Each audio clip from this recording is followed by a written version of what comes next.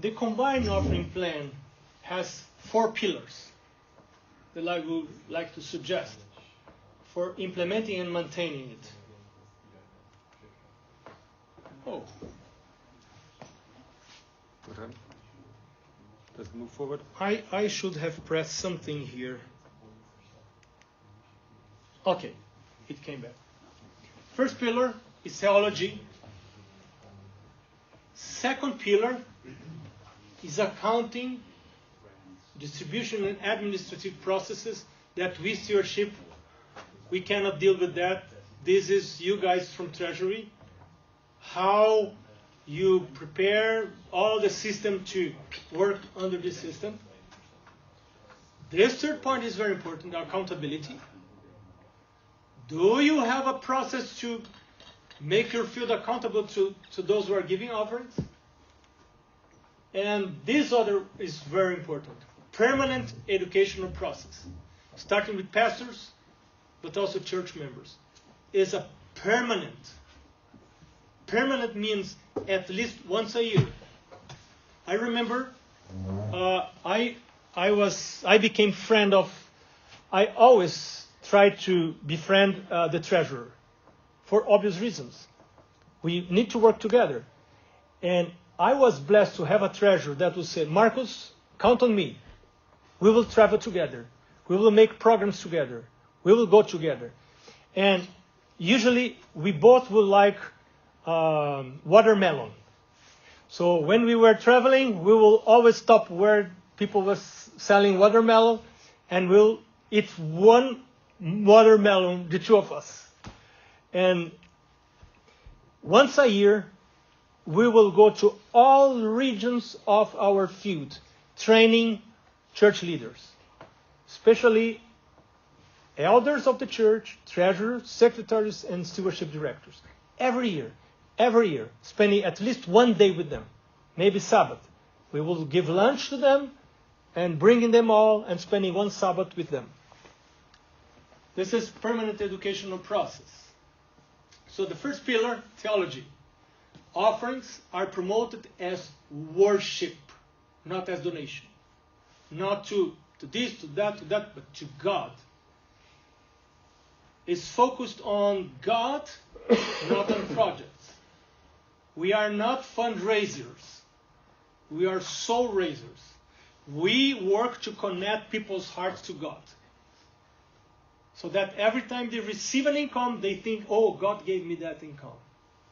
Thank God. There must be a spiritual motivation for giving. I give because He gave me something. So, there is a God first principle. I not only give back to Him, but I give in first place.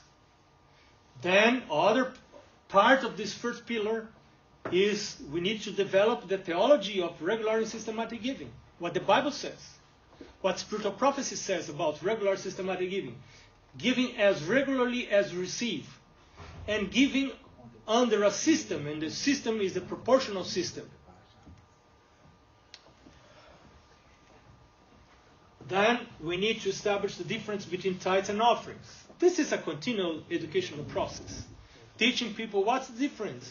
And many church members are wondering, what? Why should I give offering if I am already tithing?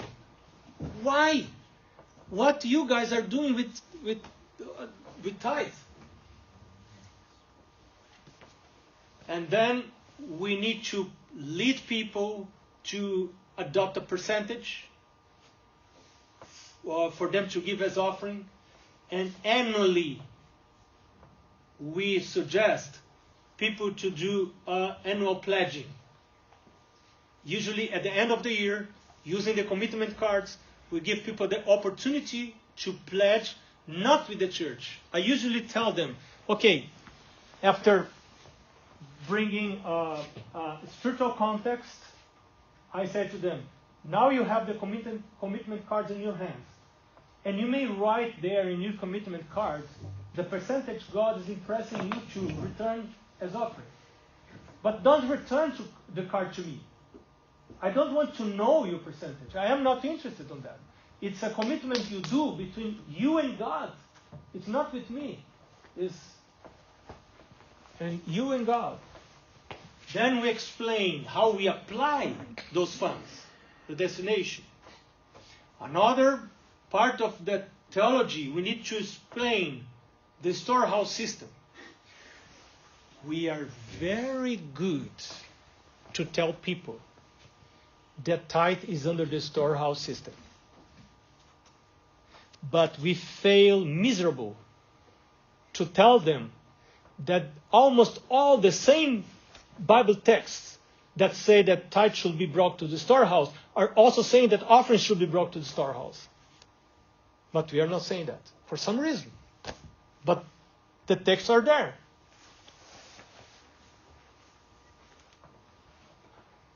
Another part of our theology related to that, Jesus' missionary mandate. Every nation, tribe, tongue, and people. Local, regional, and international. Matthew 24:14, this gospel of the kingdom will be preached to all nations, and then the end will come. Matthew 28, go therefore make disciples of all the nations, baptizing them, and so on. Revelation 14:6, again, the eternal gospel to every nation, tribe, tongue, and people. Acts 1:8, witnesses in Jerusalem, Judea and Samaria, and to the end of the earth. Another important part of the theology pillar, the reflex influence principle. Look what Ellen White says. And this principle is against institutional selfishness. We believe a gain, sometimes we believe it's a gain to retain our funds. What she says here seems not to make sense. She says, to show a liberal, self-denying spirit for the success of foreign missions is a sure way to advance home missionary work. For the prosperity of the home work depends largely under God upon the reflex influence of the evangelical work done in countries afar off. You already know that. You have heard that, read that quotation many times before. So the second pillar is accounting. You need to teach me. I cannot say much about that. But it has to do with Treasury internal procedures to distribute the offerings. We need to respect the giver indicated destination. If they decide to give a particular destination to an offering, we need to respect that. But at the same time, we need to provide very limited opportunities for special offerings appeals. One of the ruins of the combined offering plan is when you adopt the combined offering plan and you keep making offering appeals for special destinations. For instance, you need church renewal. Then you have the combined offering plan and you collect another offering. Then for poor, then for that. Then you are not on the combined offering plan. And the multiplicity of appeals will ruin the combined offering plan. That's why each church is encouraged to have the church budget. So if you need to do some church renovation, members perhaps can give a higher percentage, or beyond and in top of what they are regular giving and being distributed 60, 20, 20, they can give in top of that something for a special destination. But there may be opportunities for special offerings, but that opportunities should be very limited. Otherwise, the plan will not work. This accounting system should protect local church income. Because if we keep making special appeals, the first one that will suffer is the local church. Because the local church will not get that 6% that should belong to them. That's why churches are expected to operate within a budget. Under this second pillar here, we need to develop local church treasury skills. My father-in-law is a man with very poor formal education. And he was converted late in life. When my mother-in-law was baptized, he was against her. He almost asked divorce. He almost divorced her. But after many years, after I married their daughter, my wife, and we would already have our daughters, one Sabbath, we were visiting them during vacation, and he would own a car parts business. And he was quite successful on that. And then we were leaving on Sabbath morning to the church, and he was getting ready to go to his work Sabbath morning. Then my older daughter, that at that time was 4 years old, she said, "Grandpa, where are you going to?" He said, "Grandpa is going to work." And she looked back to him and said, "Are you working on Sabbath? You don't know we should go to the church on Sabbath? We all go to the church. Why are you not joining us?" This little girl, like 4 years old. And later, he told us that he was deeply moved by his granddaughter saying that. He will not hear us, but he heard her. And then he started to become interested. Finally, a local church pastor invited him to Bible studies. He accepted, and you know the story. He was baptized, and he was a strong Catholic. He's a man of decision. Then he said, "If I am baptized, I will become a missionary." So he sold everything, he left everything behind, and he went back to Santa Catarina State, a place where Catholicism is very strong in my country. Most of inhabitants of this state are Italians, immigrants, Polish immigrants, and German immigrants. And they are almost all Catholics. And then he said, the city where I was born does not have Adventist church. So I will open the Adventist church there. And he started doing a lot of things too. Finally, he opened the church, and he was elected treasurer of that church. Just at time that field was implementing all the accounting processes. How to teach a man like him to operate a computer and to teach everything. They gave him a computer. The conference gave him a computer. The conference gave to every treasurer a computer, and he went to school to learn how to operate a computer. He was at the time like 60 plus years old, and he was starting to learn how to operate a computer. And he got his first email account just because he was a treasurer of the church. And this field invested heavily on treasurers to train them to operate the system. So this has to do with what you do to make easier the local church treasurer's work. Making electronic giving available. This is very important. And this is also a problem because the SPD they assessed their church members, and one of the things that they discovered recently was that the only reason some people are bringing cash to the church is to teach their children to give.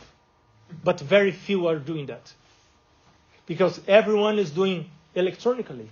So how do you teach your child to give if you give electronically? And we have that. We need to discover a way to do that. We still don't have the solution for that, and you guys help us to think on a solution. The third pillar is accountability. a platform for sharing reports, regularity in sharing reports. Reports must reach the mind and heart, not only numbers. We need to include stories in those reports. Pictures, videos, testimonies. Reports in an understandable language, not in the accountish language. And the fourth pillar, launching a permanent educational process with pastors and conference officials. We need to teach them theology, administrative processes, accountability, and teach them to provide permanent educational process to their members. If we don't do that, it will not work. With local church leaders, same thing. Theology, administrative processes, accountability, and permanent educational process.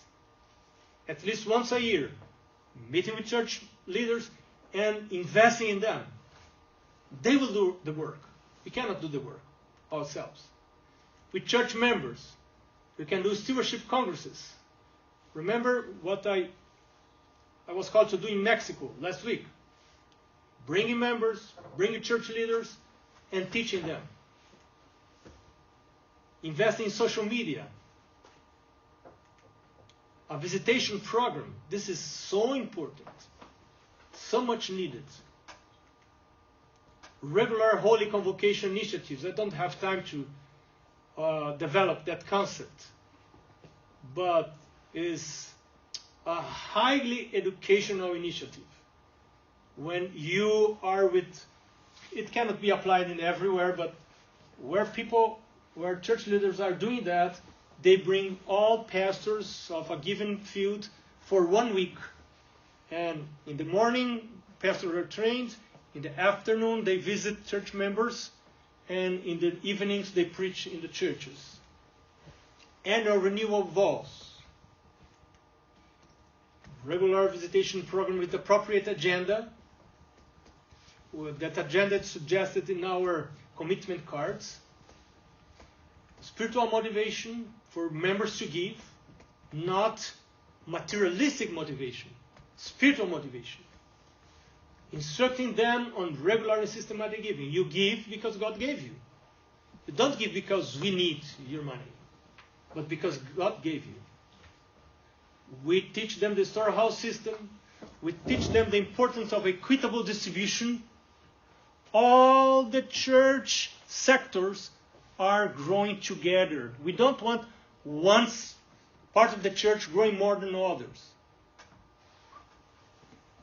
And remember, that's very interesting. We use the imagery of... The Bible describes the church with two images. One of it is the body. If you want to give food to your hand, let's suppose you hit your hand and you want to feed your hand. It will not avail you if you put rice or whatever, or potato in the hand. The hand cannot use it. There is only one place you put food. And the food will get there. This is the idea. There is only one place to put your food, and the food will get there. So if you have an army, and the army go to war, if you are the president, or you are the chief general, you don't ask citizens to give, hey, we need to purchase boots for the soldiers. Please give money for the boots. Then next week you say, hey, we are in war. We need to purchase bullets. We need to kill the enemy. Now you give for bullets. Then the other week you ask to purchase tanks. Now next week we will purchase airplanes, war airplanes. We don't do that. You just give what? Taxes. One place, and then it's... And if the world is doing that, they know how to do. Should we not be wise enough as to do something similar to that? So with pastors, same thing. Home visitations, annual renewal vows, testimonies. I started to work on ministerial councils, and instead of making promotion, I asked the president, Pastor, would you allow me to have a 20-minute devotional with pastors? Just that. And I was allowed to do that once a year. And that I took as a challenge to me to lead pastors to a renewal of vows. If I could succeed and lead pastors of my conference to understand the concept of regular systematic giving and to commit a regular percentage they will give as offering, that's my work. That's my work. Because if they start experiencing that, they will have stories to tell. Because it's something marvelous that happens when you make that commitment with God, not with the church, with God. God, I believe you're there. And I cannot do that by myself, but I will commit by faith a percentage to give back to you from everything you give me, beside the tithe as offering. If we succeed in bring pastors on board, then they will do the work. And I started to do that. And I started to visit them on their homes and praying with them and bringing them, offering them lunch for him and his wife and talking to them, befriending them. And then on ministerial councils, just inviting them to make that decision, to that commitment. Not seeing, I never looked what they were committing. It's between them and God. Telling testimonies. Annual Holy Convocation initiatives. With church officials. Permanent educational process. They are also our target because they are opinion makers. We have elders, treasurers, clerks, stewardship directors. We will provide annual training to them. Speaking about theology, an annual program. We will send newsletters, resources available. Regular Holy Convocation initiatives, annual renewal vows with church members now. Same thing. Testimonies. Offertory devotionals. This is very important. Just one word. We are finishing that part. How to use those videos. Don't just present the video. The video does not stand by itself. You present the video, but immediately after the video, a physical person, someone, must stand there and say something. And then invite people to pray. Something related to the video. The video is a very good tool, I believe. But don't do just the video. There must be someone, a live person there, inviting people. Maybe telling, beside the video, a short story. This is very important. To bring that warm connection. Not just the video. Offertory are powerful moments. We should use those moments. 3-4 minutes of gold that we have every Sabbath. We should use those minutes to educate church members. Not only to promote offerings, but to educate. And the videos are trying to do that. Each video, drop of education on regular and systematic giving. Strong promotion of unassigned offerings with church members. Why unassigned offerings? Why we promote unassigned offerings? We don't force them. Never. They are free. They are free to give to which destination they want. But we suggest and we explain why. Because if you give unassigned offerings, you will promote an equitable growth of all sectors of the church. We promote envelope giving with little giving options. Usually, under the combined offering plan, an envelope will have tithe and promise offering, this regular and systematic offerings, which is unassigned offering. We call it promise. Why we call it promise? because you need to establish a percentage. You say, God, I will give 5%, 6%, whatever. You kind of promise to God that percentage you will give. And then you will give it on a sign. That's why we call it promise. And so the envelope will have tithe, promise, and then a blank space. In the blank space, a church member can add another destination of their choice. But we will not give many options, not to divert people from the idea of promoting an equitable growth of the church. That's it. So, okay, thank you, Marcus. That was a very extensive presentation of the various offering plans. It was requested by you that we would have a discussion on that, so we wanted to have a good presentation of that. So, in our division, as you know, we are generally applying the calendar of offering, except for the Spanish Union, which has, let's say, completely moved to the combined offering plan. The Portuguese Union, which has kind of adapted to it.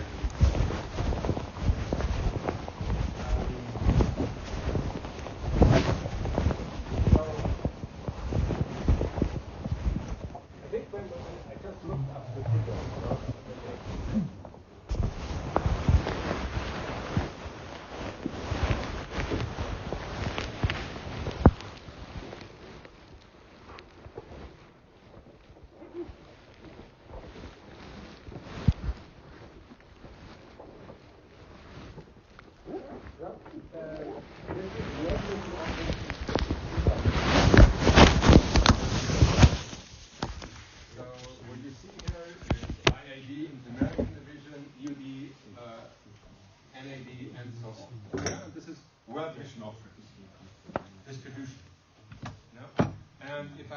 Correctly, it's the EUD that is in the calendar of offering TED and SPD. Is that correct? EUD, TED, SPD. SPD, yeah. So half of SPD. Or half of SPD. Yeah. I don't know that. So yeah.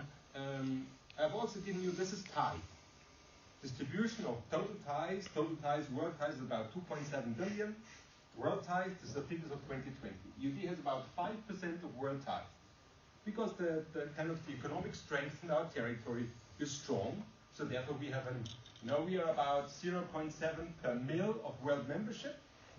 Yeah, with our 180,000, it's about a little bit less than 1 per mil of world membership, but we contribute with 5% of tithe. Yeah, this is because of economic strength. Nothing to be proud of. This is just because we are living in Europe, and Europe has a strong economic power. Yeah, and here you have NAD is 45%, and so on. Yeah, SPD is 4% of world tithe. And when you now compare that with world mission participation, yeah, what kind of share that we have in world mission? So we have about 8% in world mission. So the share, the proportionate share of our territory in world mission giving is stronger than our share in tithe. That's for me the message out of that. Yeah? So we have a strong, and that is what, there is a strong commitment of our members to world mission.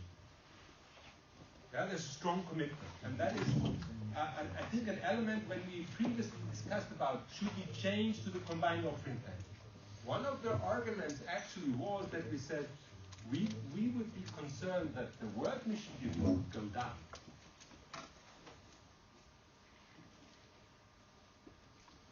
Because in many, I am receiving, and some of you may too, there are church members that call and say we want to give, but not for the local church, we want to give a world mission. Yeah? There's a strong commitment on that. And I also would say that I think the theological aspect is very important, but I think you can also apply that to the calendar of offering plan that you give to God. Yeah, I think that is there. But I think where I see a big advantage of the combined offering plan, that is a pragmatic problem. It's simpler in administration. Yeah? Communication. Because in communication, you can that is much simpler. And for me, and